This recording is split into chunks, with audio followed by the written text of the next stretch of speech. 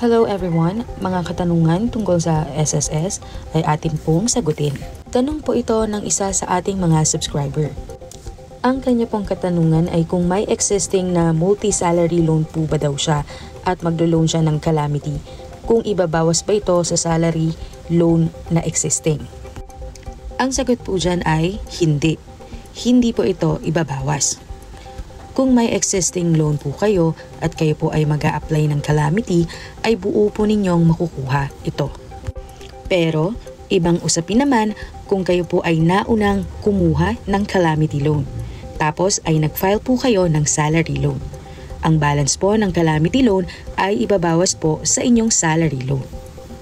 Kaya sa mga nagbabalak pong mag-loan ay unahin nyo pong kumuha ng salary loan bago ang calamity, upang sa gayon ay pareho nyo pong makuha ng buo ang amount na inyong niloan. Malaking tulong po ito, lalo na kung kayo po ay may pangangailangang pinansyal.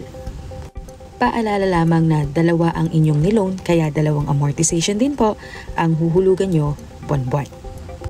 Para sa iba pang mga katanungan ay mag-comment lang dito sa ating comment section at sasagutin po natin sa abot ng ating makakaya ang inyong mga katanungan.